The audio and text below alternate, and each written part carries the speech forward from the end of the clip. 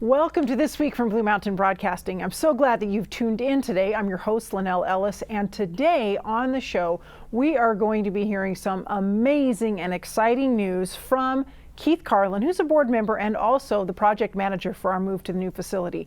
And actually, I'm not overhyping this. It's really big news. So stay tuned for that interview that I'm going to be having with him. And then we have some additional things that we want to tell you that are going on here at Blue Mountain Television and our ministry here. So you'll want to stay tuned for the station news part of the program too, right at the end. And we will begin, as we traditionally do, with our devotional thought. Are you familiar with Oswald Chambers, who wrote a very famous devotional book called My Utmost for His Highest?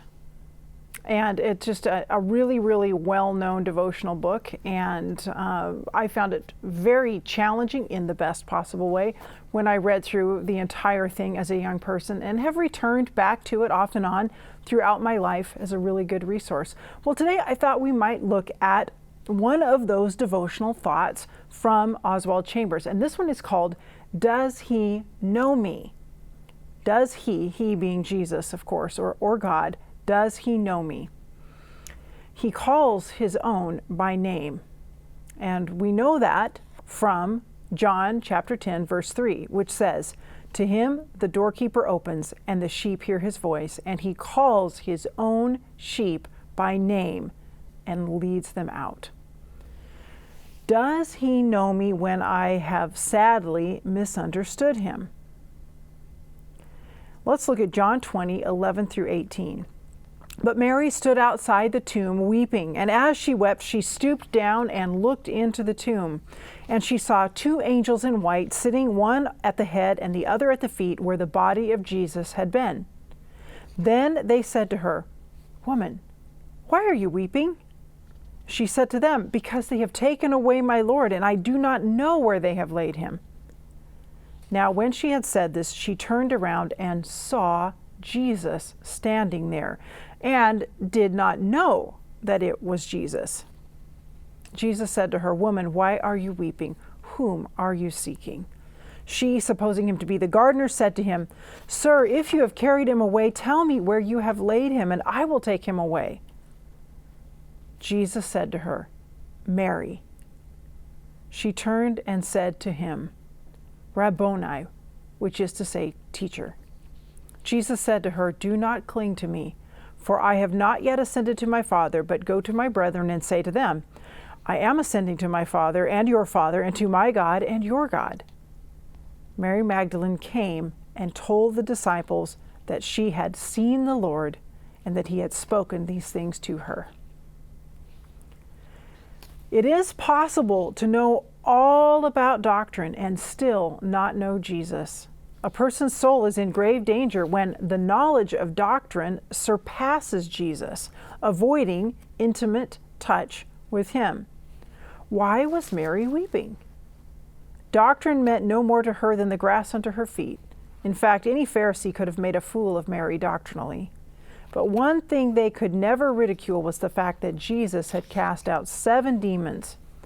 Yet His blessings were nothing to her in comparison with knowing Jesus Himself. She turned around and saw Jesus standing there, and did not know that it was Jesus.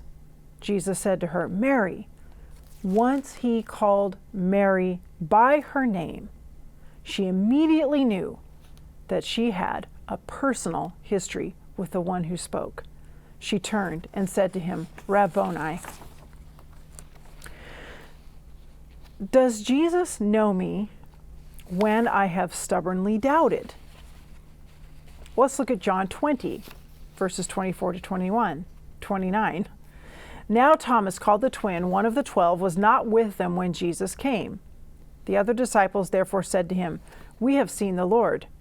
So He said to them, Unless I see in His hands the print of the nails, and put my finger into the print of the nails, and put my hand into His side, I will not believe. After 8 days, His disciples were again inside, and Thomas was with them. Jesus came, the doors being shut, and stood in the midst and said, Peace to you. Then He said to Thomas, reach out your finger here and look at my hands, and reach your hand here and put it in my side. Do not be unbelieving, but believing. And Thomas answered and said to him, My Lord and my God. Jesus said to him, Thomas, because you have seen me, you have believed.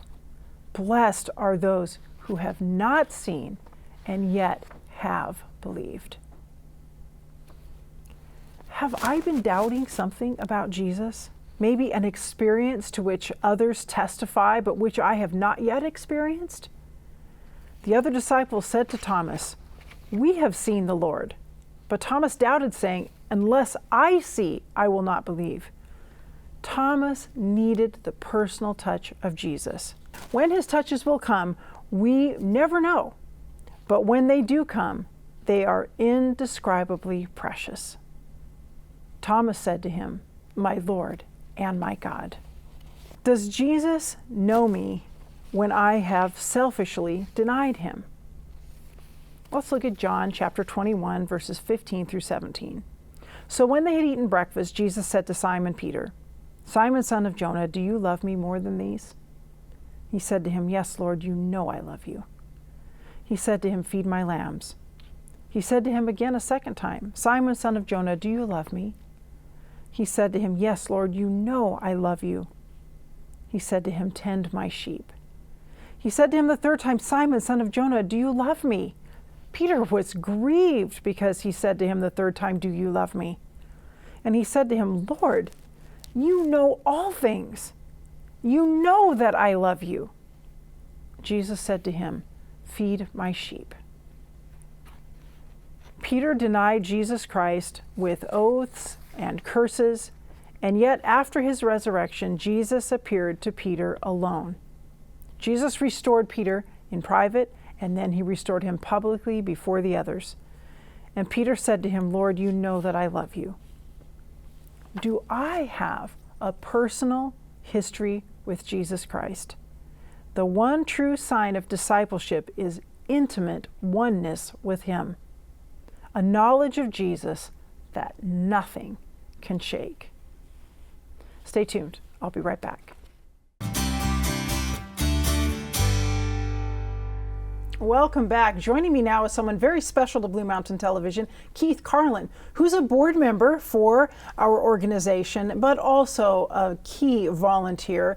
And you happen to also be the project manager for our move to the new facility. So every so often, as you know, I invite Keith to come on this program and give us his enthusiastic updates about what's happening. And there couldn't be a better day than today to have you on the show, because we've got some big news. Do we ever?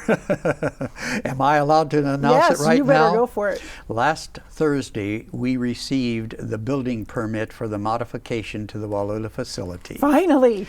After all of the effort and process that we went through, it was such a relief to see that come through. The email came into my phone and wow! And then when I didn't say anything to anybody, I went to Sunbridge, and there I think it was Carmen and Lowell, and I may have been in there in the master control with Michael. And I just let them look at the email. And then I said, yay! Yes, so we are really, really excited about that. There's, I think we all can identify with anticipating something for a long time, and maybe longer than you had planned, that it was quite a bit longer than we had planned it might take. Do I need to go into that? No. No, we won't go back over that ground, but no, that's history. We are just so excited to have that permit in hand now. It really means that we can move forward with and we are moving forward. Yes. In fact, I want you to tell us a little bit about where we're at right now. We are right now preparing for the installation of the air conditioning that will keep 2 rooms in the facility cool that are generating a lot of heat. One is the network room with all the computer servers. The other is the broadcast room with all of the equipment that is required to prepare the signal for putting out on the air and going to the streaming and to Roku and to cable. Yes. All of this is part of what goes on in that room. So we are preparing for that. I've been told that it will probably be installed within the next 2 weeks at the longest. That's good. And I was out this morning on my hands and knees in the dirt pulling out the weeds and the roots of the dead ones in that area where it's going to be. I was told by Dennis, it's College Place Heating that's putting it in. Yes. And Dennis told me, you get that thing set up so that no weeds can grow in there for 10 years. And then I went to one of my favorite nurseries and talked to the people there. How do I accomplish this? They gave me the recipes for what to do, what to buy, what to do with it, and so forth. And I was out there in my overalls this morning doing it. And thanks, Keith, because people may imagine, oh, board member, sitting around a table. Oh yeah, we do that too. We do that too. But they also might imagine volunteer on the technical side. Okay, wires, computers. And we do that too. Yes, but here's Keith out there in the dirt, in his overalls, getting those weeds cleared out so I they can won't push come back. Electrons and I can push roots and weeds. That's great. Okay, so we know that it's kind of ironic in a way that the rooms that generate the most heat because they have so much equipment in them are also the rooms that must be kept the coolest, because that equipment, while it generates heat, cannot get hot itself as it's operating. So you're very perceptive, or you've been listening to our engineering discussions. I don't know I which. worked around a station a little bit. You worked around a station that had these requirements. Yes, it has to be somewhere in the 68-degree range to be comfortable for the equipment to stay nice. Yes, and we do want it to last as long as possible. So oh my, yes. This is absolutely essential that we get that air conditioning done. So what about, there are some other steps. Do we have any other permits we still have to acquire? Yes, Dennis will need to get a permit to install the air conditioning. And he asked if I had done it, and I reminded him, you said you were going to. So he will. But, oh, of course he will, and he says it can be done quickly. Good. Nothing like from March to August that we took. With the building permit, the yes. next one after that is for the electrical wiring and the modifications that we'll be doing to the existing wiring and to the new wiring that we need to put in for the new sections that we're putting in the partitions for. Okay, and that's important because we obviously, a business like ours is very dependent on good power, good electrical. Have to have not just present but good quality power, and that we have to take care of once we get it into the building. So that we have a process there, and regulation and conditioning, all that's part of the other side of it. Not the broadcast electronics, but the power electronic side of things that we have to be dealing with. Yes. Right now I'm thinking of all the really numerous modifications that we need to make in order to get this building where we need it for a television station and studio. However, I'm also having this huge sense of gratitude for the building itself, which, how much money it saved this organization to be able to purchase that church there. And we've talked about it, of course, over the years, but just a reminder that what a huge blessing that building and property is to this ministry.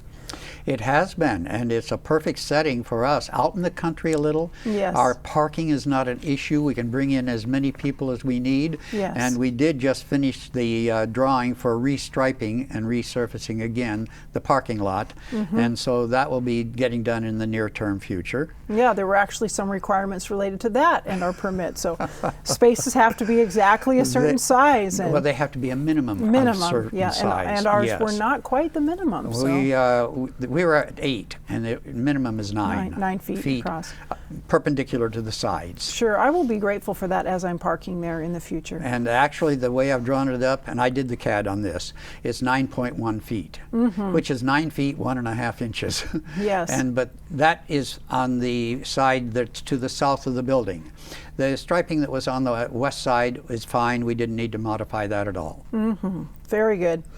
So I know that in the near future, as soon as we can, gather to get the electrical permit and then begin making those modifications, we are just almost immediately going to be looking for some help in probably 2 areas. Let's start with people. Okay, people. First of all, I need management help to sequence the events that take place so that they all happen in a coordinated way. We don't try doing something before we're ready for it, and we don't wait until we're too late to do it and have to go back and redo something that's been already completed. So would this be means I need a contractor. Okay, that's what I was going to say. This is like a general contractor. Precisely. And I have a couple of names in mind, and one of them is out of town doing a church repair where he built it 31 years ago. Wow. And will be back in about 2 weeks. And the other one is a gentleman who is working out of town, but I have an appointment with him at about 9 o'clock next Sunday morning. And so we'll see what possible contributions either one of them can make. I also have another more local resource in my own church that can help me maybe with a materials list. Yes. This is one of the areas, it's my next step. Yes. Actually, I have to have the material list for everything that we're going to be building. And I've got the drawings. Yes. But how do I translate that into okay, folks at the lumber yard, here's what I need. Yes. And now is the perfect time to be going and buying that lumber. Why is I've that? just been told, well, in the newspaper, the Union Bulletin, very recently, I saw something to the effect that it was either 50 or over 50% drop in lumber costs recently. And the gentleman that did the analysis for our truss strength, where we're going to be hanging the lighting grid, I just chatted with him on the way home yesterday evening as he was walking his dog, and I told him, we've got that permit, Mike.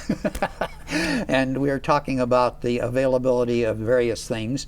He said that the price of OSB has gone from somewhere around either $9 or $19 each up to about $60, and now he saw it about a week or two ago at $23.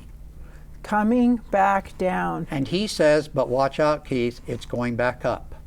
Okay, so this is the perfect time to get the materials that we need to take advantage of. We really do, and it might be a very providential timing for our permit and all of this. Yes. Even though we were so impatiently waiting and struggling to get it done, maybe God had his hand on the time clock. Yeah, because now that would be about half the price we would have paid a few months ago. We may be paying half or less for our lumber than we would have just a few months ago. Wow. Isn't that amazing? It really is. When I heard that, I said, thank you, God. Yes. So now we need to be getting together these people who will help you know how much of every piece of material to get, and the general contractor. Right. And then we'll probably be looking for also some volunteers to help work under the contractor.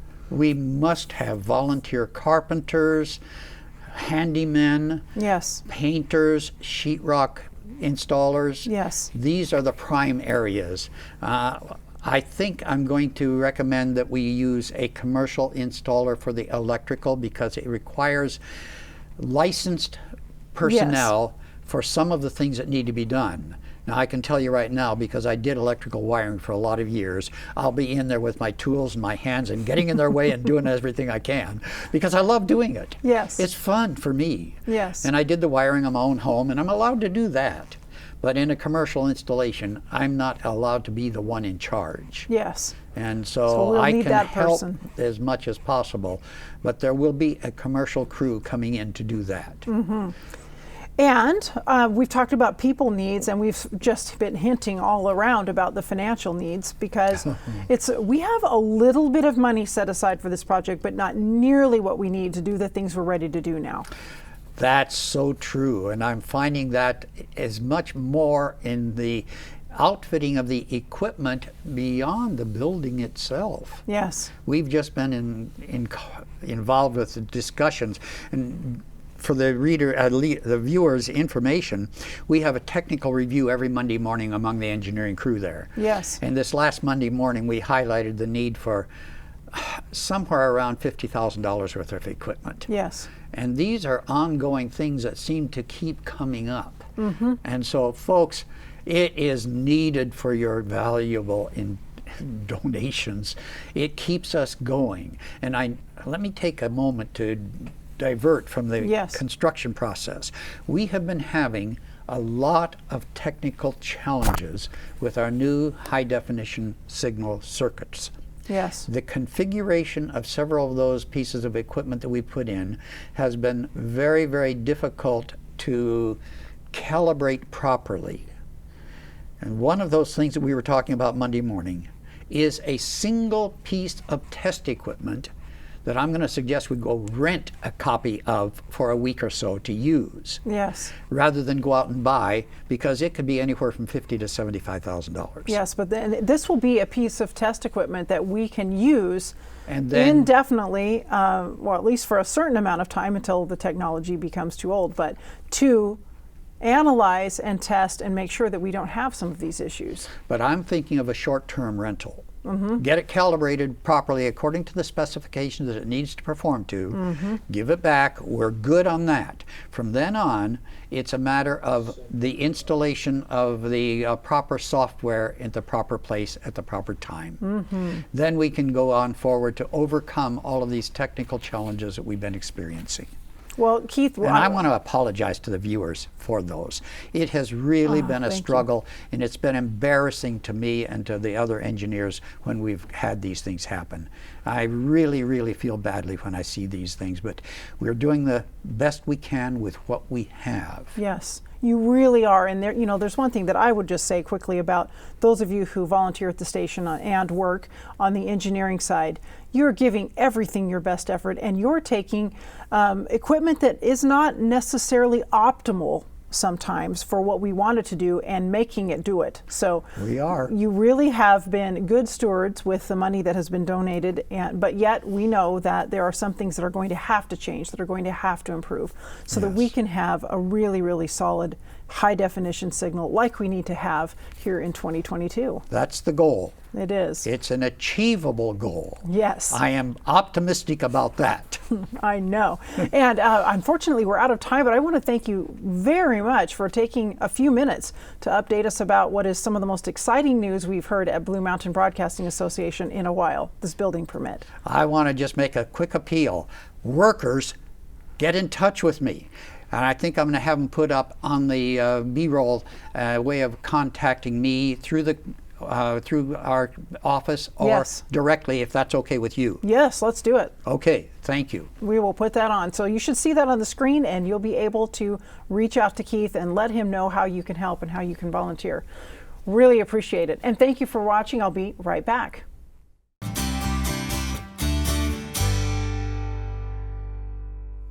Welcome back. It's time for Station News. No need for me to tell you the very big piece of news that you just heard from Keith Carlin. So yes, we have that building permit in hand now, and it is the biggest piece of news here at Blue Mountain Broadcasting Association, but we just spent quite a bit of time talking about that exciting thing. So let me also tell you that Blue Mountain Television will be at the Walla Walla Frontier and Fair and Frontier Days, and that's coming up August 31 through September 4.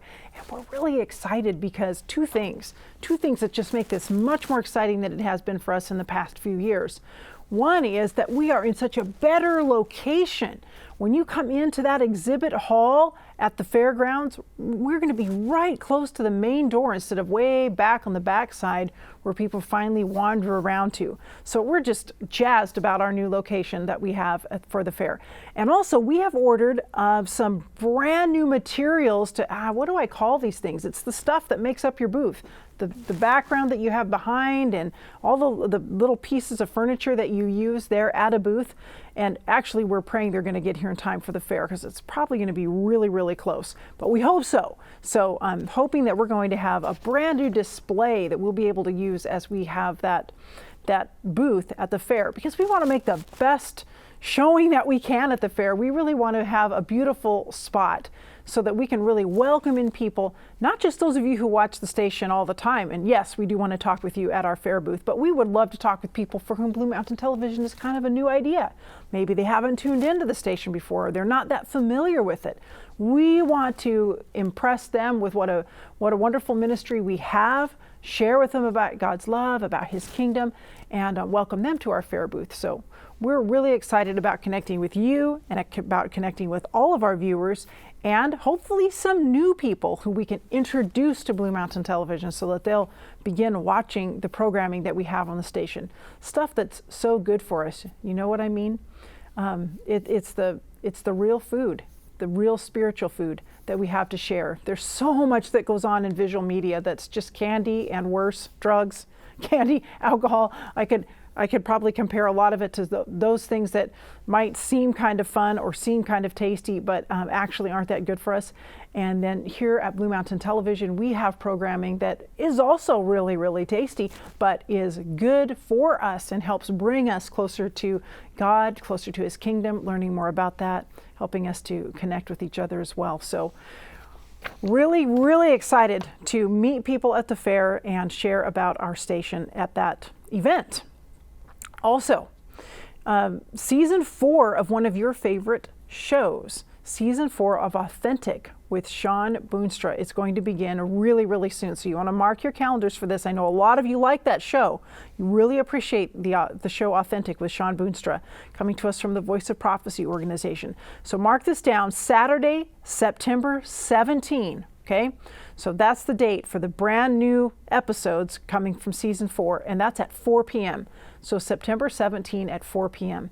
We're really, really delighted to be able to carry Authentic. In fact, when I was at the ASI convention, I got to have a conversation with Sean Boonstra, and it was really a joy to be able to share with him that how much our viewers appreciate Authentic. And he was excited to hear it and actually said, "You're the first station that started to run Authentic. So we're super excited to share it with you.